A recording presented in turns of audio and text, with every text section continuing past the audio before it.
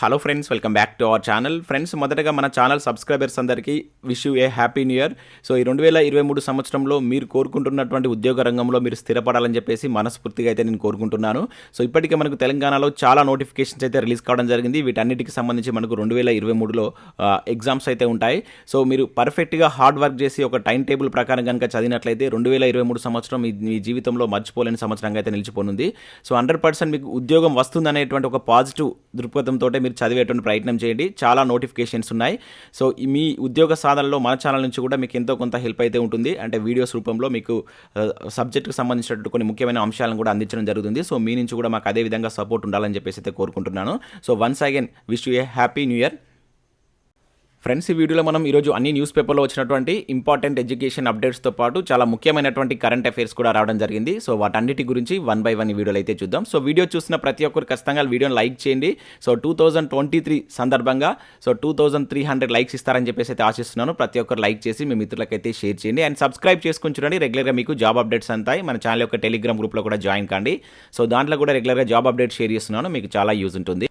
Friends, మన channel ద్వారా group 4కి సంబంధించినటువంటి ఫుల్ వీడియో కోర్స్ అనేది జస్ట్ 500 రూపీస్కే 6 months వాల్యూతో అయితే అందిస్తున్నాం. కంప్లీట్ కోర్స్ యాప్లో అయితే ఉంది. శాంపిల్ క్లాస్ అక్కడ ఉంటాయి. విన్న తర్వాత నస్తే కోర్స్ తీసుకోండి. ఇంకా కరెంట్ అఫైర్స్ పీడిఎఫ్ కూడా పర్ మంత్కు 20 రూపీస్ చెప్పిన చెల్లించి మీరు పీడిఎఫ్స్ అయితే పొందవచ్చు.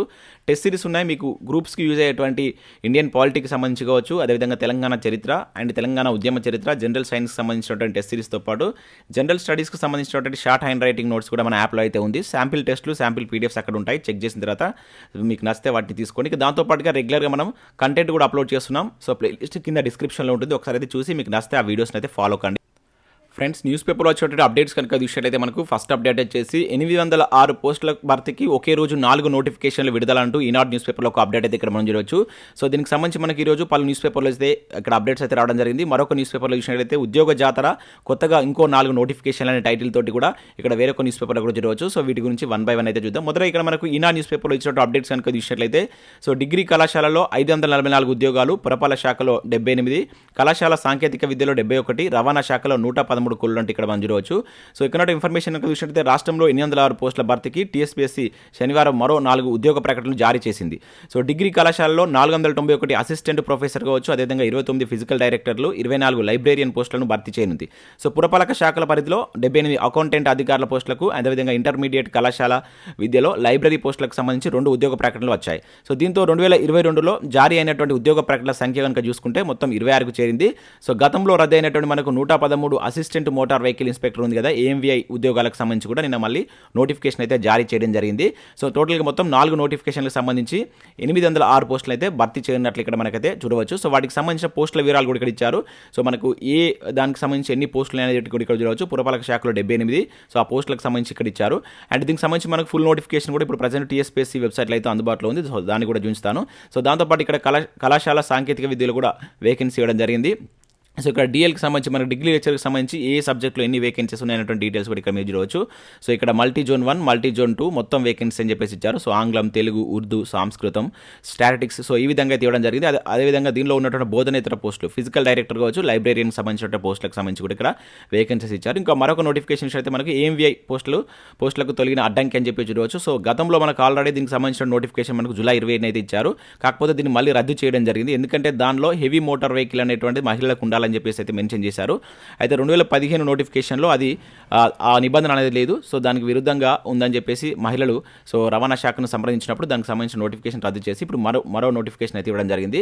113 వేకెన్సీకి సంబంధించిన నోటిఫికేషన్ అయితే జారీ చేశారు. ఏప్రిల్ 23 దీనికి సంబంధించిన రాత పరీక్ష ఉంటుందని చెప్పేసి ఇక్కడైతే ఇవ్వడం జరిగింది. అయితే ఇక్కడ మనకు వీటికి సంబంధించినటువంటి ప్రెస్ నోట్స్ మాత్రమే ప్రజెంట్ మనకు టీఎస్పీఎస్సీ వెబ్సైట్లో అయితే అందుబాటులో, పూర్తి నోటిఫికేషన్ అయితే ప్రజెంట్ అయితే లేదు. అయితే ఇక్కడ ఓన్లీ మనకి ఏదైతే ఈ 78 వేకెన్సీ సంబంధించినటువంటి దానికి సంబంధించి పూర్తి నోటిఫికేషన్ అయితే రిలీజ్ అయింది. దీనిలో మనకు అకౌంటెంట్కి సంబంధించిన ఉద్యోగాలు అయితే ఉన్నాయి. సో ఇక్కడ అకౌంటెంట్ ఆఫీసర్ కావచ్చు, junior accountant officer, senior accountant officer సంబంధించిన ఉద్యోగాలు ఇవి 78 వేకెన్సీ అయితే ఉన్నాయి. సో వీటికి సంబంధించిన ఏజ్ 18 to 44 years అయితే ఉంది. సో వీటికి ఎడ్యుకేషన్ క్వాలిఫికేషన్ కనుక చూసినట్లయితే సో ఇక్కడ డిగ్రీతో పాటు మీరు కామర్స్ అనేది ఉండాలి. మీకు కామర్స్ అంటే డిగ్రీలో మీరు commerce one of the subject ఉన్నటువంటి అభ్యర్థులు అయితే అప్లై చేసుకోవచ్చు. 3టికి అవే క్వాలిఫికేషన్ అయితే ఉన్నాయి. చాలా మంచి అవకాశం. సో ఇంట్రెస్టెడ్ క్యాండిడేట్స్ ఈ పర్టికులర్ క్వాలిఫికేషన్ ఉన్నటువంటి వాళ్ళు వీటికైతే అప్లై చేసుకోవచ్చు.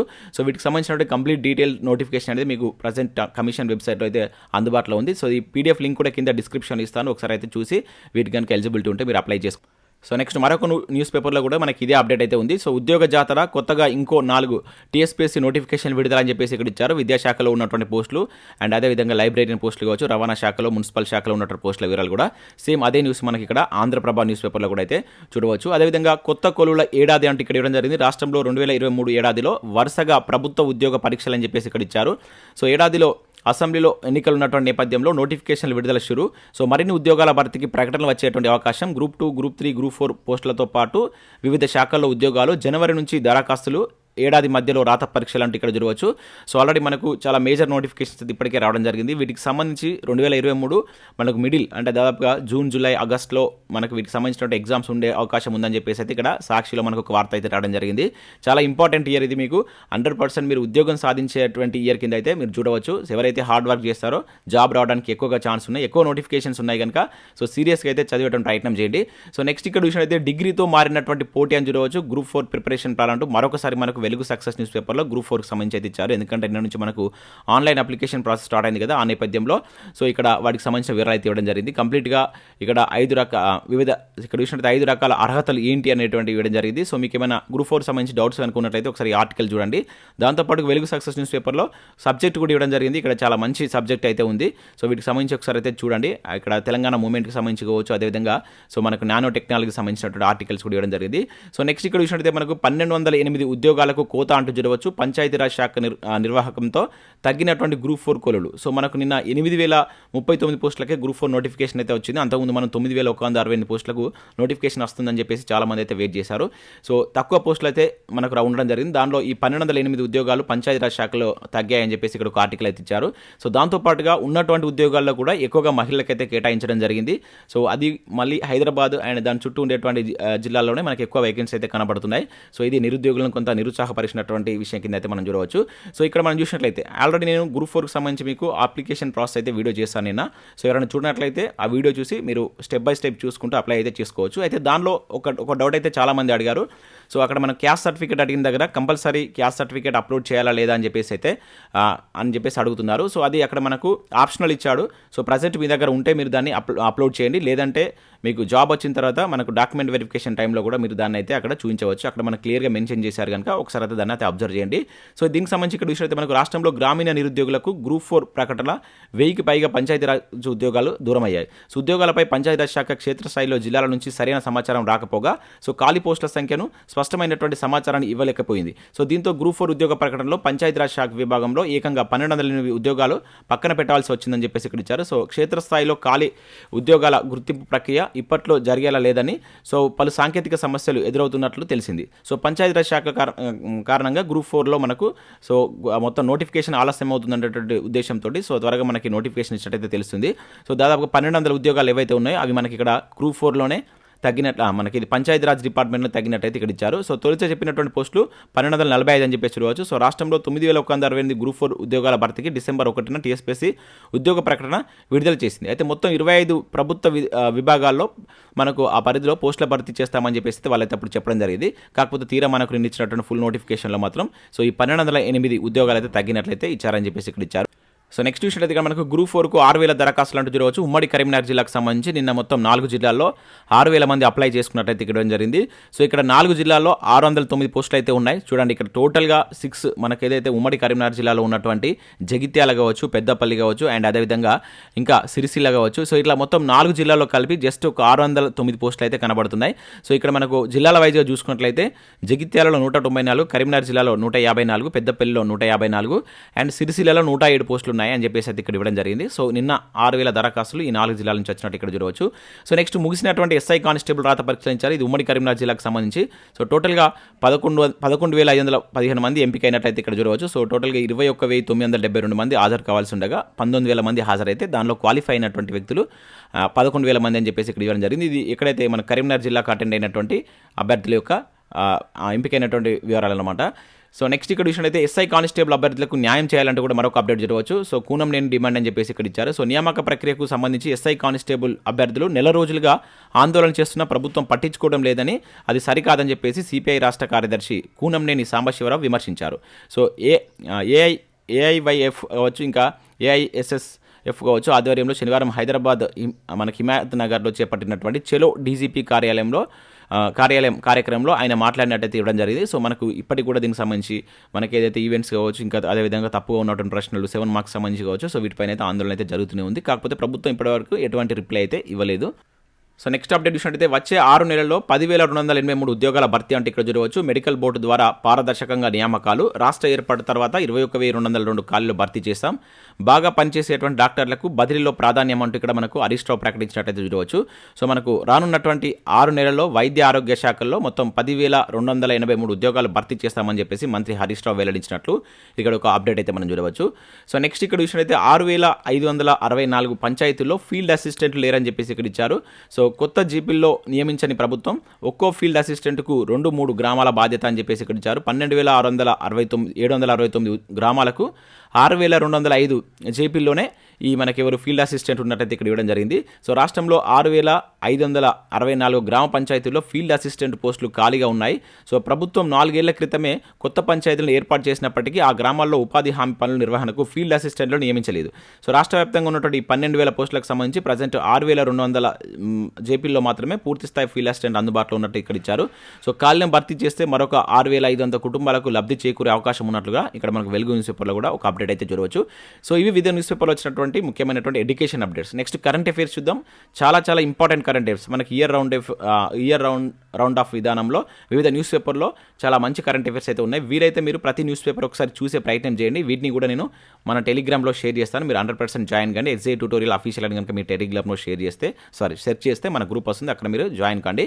సో ఇక్కడ మన కరెంట్ అఫైర్స్ చూద్దాం. సో ప్రతి ఒక్కరు లైక్ చేయండి. ఒకే వీడియోలో మీకు current affairs and education updates అయితే అందించడం జరుగుతుంది. మొదటగా ఇక్కడ మనం చూసినట్లయితే ఆంధ్రజ్యోతి దిక్సూచిలో మనకు ఇయర్ రౌండ్ ఆఫ్ అయితే ఇవ్వడం జరిగింది. సో ఇది ఒకసారి మీరు చూడండి. ఆల్రెడీ మనం డిస్కస్ చేసినాయి, కాకపోతే అన్ని ఒకటే దగ్గర మనకు ఇచ్చినట్లయితే ఇక్కడ చూడవచ్చు.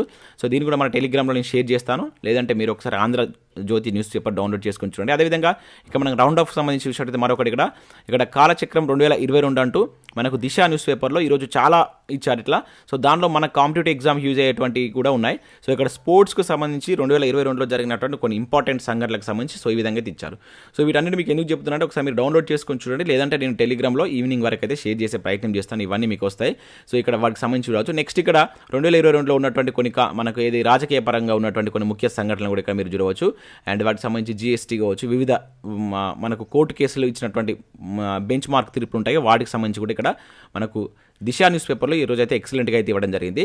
సో నెక్స్ట్ ఇక్కడ కరెంట్ అఫైర్ కనుక చూసినట్లయితే మరో కరెంట్ అఫైర్, భారత్లోకి కోవిడ్ కొత్త వేరియంట్ అని చెప్పేసి ఇక్కడ ఇవ్వడం జరిగింది. గుజరాత్లో పాజిటివ్ కేసు నమోదని చెప్పేసి ఇచ్చారు.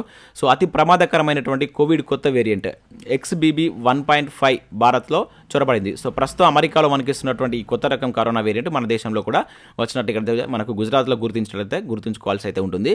సో ఇక్కడ వేరియంట్లకు సంబంధించి మనకు మన గ్రూప్ 1లో కూడా అడిగాడు, ఓకేనా. సో జతపరచులో సో ఏ వేరియంట్ ఎక్కడ అని చెప్పేసి మీరు షార్ట్కట్గా రాసుకున్నట్టు ప్రయత్నం చేయండి, డైరెక్ట్గా అడగడానికి ఛాన్స్ ఉంటుంది. సో ఈ ఏదైతే XBB 1.5 అనేటువంటి భారతదేశంలో మొట్టమొదటి కేసు ఏ రాష్ట్రంలో గుర్తించారని కనుక అడిగినట్లయితే మనకు గుజరాత్ అని చెప్పేసి గుర్తుంచుకోండి. నెక్స్ట్ ఇక్కడ చూసినట్లయితే ఏపీ రాష్ట్ర పండుగగా యోగి వేమన జయంతి అని చెప్పేసి ఇక్కడ గుర్తుంచుకోవాల్సి ఉంటుంది. సో మనకు ప్రముఖ కవి సంఘ సంస్కృత అయినటువంటి యోగి వేమన జయంతిని ప్రతి ఏటా జనవరి 19న రాష్ట్ర పండుగ నిర్వహించాలని చెప్పేసి ఆంధ్రప్రదేశ్ ప్రభుత్వం అయితే ఇక్కడ నిర్ణయించినట్లు ఇక్కడ ఒక అప్డేట్ అయితే గుర్తుంచుకోవాల్సి ఉంటుంది. ఇక్కడ మనకు ఎట్లా అడుగుతారంటే సో ఇటీవల ఏ రాష్ట్రం యోగి వేమనను రాష్ట్ర పండుగ గుర్తించని చెప్పేసి అంటాడు. సో ఆంధ్రప్రదేశ్ అని చెప్పేసి గుర్తుంచుకోండి. సో నెక్స్ట్ చూద్దాం. నెక్స్ట్ ఇక్కడ చూసినట్లయితే మనకు తమిళనాట పూర తవ్వకాలు అని చెప్పేసి చూడవచ్చు. తిరువన్నమలైలో విజయనగర రాజు రాగి ఫలకలు, వేలూరు జిల్లాలో 3వ కులోత్తంగ శాసన లభ్యం అని చెప్పేసి ఇక్కడ ఇచ్చారు. సో మనకు తమిళనాడులో కొన్ని చరిత్రకు సంబంధించినటువంటి కొన్ని ఆధారాలు బయటపడ్డట్టు ఇక్కడ ఒక అప్డేట్ అయితే రావడం జరిగింది. సో పూర్వం రాజులు వేయించినటువంటి శాసనాలు కావచ్చు, వారు వాడినటువంటి రాగి ఫలకలు తమిళనాడులో వెలికి వచ్చాయి. ముఖ్యంగా ఈ తిరువన్నమలైలో అనేటువంటి డిస్టిక్లో సో వీటికి సంబంధించినటువంటి ఆనవాళ్ళు గుర్తించినట్లు ఇక్కడ చూడవచ్చు. అవి ముఖ్యంగా మనకు విజయనగర వెంకటపతి రాయ కాలం నాటి రాగి ఫలకలు ఇటీవల లభ్యమయ్యాయి. సో 16వ శతాబ్దానికి చెందినటువంటి ఈ ఫలకలు సంస్కృతం అదేవిధంగా నందనగిరి లిపిలో రాయించినట్లుగా పురావస్తు శాఖ అధికారులు గుర్తించినట్లు ఇక్కడ మీరు గుర్తుంచుకోవాల్సి అయితే ఉంటుంది. స్టేట్ గుర్తుంచుకోండి. సో విజయనగర రాజులకు సంబంధించినటువంటి ఆనవాళ్ళు ఇటీవల ఏ రాష్ట్రంలో బయలుపడినాయి, వాళ్ళకి సంబంధించినటువంటి శాసనాలు రాగి ఫలకలు ఎక్కడ గుర్తించారని చెప్పేసి అడుగుతాడు. తమిళనాడు అని చెప్పేసి గుర్తుంచుకోండి. సో ఇక్కడ వేలూరు జిల్లాలో బయలుపడినటువంటి 3వ కులోత్తంగ కాలం నాటి శాసనం ఇది ఇక్కడ మనకు స్క్రీన్ పైన కనబడుతున్నటువంటిది. సో నెక్స్ట్ చూసినట్టయితే ఇక్కడ మనబడిలో భద్రాద్రి జిల్లాకు 3వ స్థానం అంటే ఇక్కడ మనం చూడవచ్చు. సో మన ఊరు మనబడి పనులు చేపట్టడంలో భద్రాద్రి కొత్తగూడెం జిల్లా రాష్ట్రంలో 3వ స్థానంలో ఉందని చెప్పేసి ఇక్కడ మనకు ఒక అప్డేట్ అయితే ఇవ్వడం జరిగింది. సో మనకు రీసెంట్గా వచ్చినటువంటి ఈ ఏదైతే కలెక్టరేట్లకు సంబంధించినటువంటి నివేదికలో సో మనకి భద్రాద్రి కొత్తగూడెం 3rd ప్లేస్లో ఉన్నట్టయితే ఇక్కడ ఇచ్చారు. సో ఇది చాలా ఇంపార్టెంట్ స్కీము. మన ఊరు మనబడి ప్రణాళిక అంటే పథకం అనేది ఏ ఇయర్లో ఎక్కడి నుంచి స్టార్ట్ చేశారనేది కింద నాకు కామెంట్ చేసేయడం ప్రయత్నం చేయండి. స్కీమ్స్ చాలా ఇంపార్టెంట్, డైరెక్ట్గా ఆడడానికి అయితే ఛాన్స్ ఉంటుంది. సో నెక్స్ట్ చూసినట్టయితే ఇక్కడ మనకు అలోక్ శర్మకు నైట్ హుడ్ అవార్డ్ అని చెప్పేసి ఇక్కడ మనం ఒక కరెంట్ అఫైర్ చూడవచ్చు. సో భారత సంతతికి చెందినటువంటి బ్రిటన్ మాజీ మంత్రి ఈ అలోక్ శర్మకు నైట్ హుడ్ అవార్డ్ అయితే దానికి సంబంధించి ఎంపికైనట్లయితే ఇక్కడ మనం గుర్తుంచుకోవాల్సి ఉంటుంది. సో న్యూ ఇయర్ సందర్భంగా ఆదివారం జరిగినటువంటి బ్రిటన్ కింగ్ చార్లెస్ 3 చేతుల మీదుగా సో ఇతను అవార్డు అయితే అనుకున్నారు. సో ఏడాదిలో బ్రిటన్లో జరిగినటువంటి COP26 సదస్సుకు అధ్యక్షత వహించినటువంటి అలోక్ వాతావరణ సమస్యలను పరిష్కరించి పర్యావరణాన్ని కాపాడడం కోసం ప్రపంచ దేశాలు బ్రిటన్ మధ్య ఓ ఒప్పందం కుదిరించడంలో కీలక వ్యక్తిగా అయితే వ్యవహరించడం జరిగిందనమాట. సో ఇతను మనకు మన దేశంలో ఉత్తరప్రదేశ్లోని ఆగ్రాలో జన్మించినట్లయితే ఇక్కడైతే ఇవ్వడం జరిగిందనమాట. సో పేరు గుర్తుంచుకోండి అండ్ అవార్డుకి సంబంధించి గుర్తుంచుకోండి, డైరెక్ట్గా ఆడడానికి అయితే ఛాన్స్ ఉంటుంది. సో ఇవి ఫ్రెండ్స్ మనకు వివిధ న్యూస్ పేపర్లో వచ్చినటువంటి important education updates and current affairs. Video నచ్చినట్లయితే లైక్ చేసి మీ మిత్రులకు షేర్ చేయండి. Thanks for watching. Thank you everyone.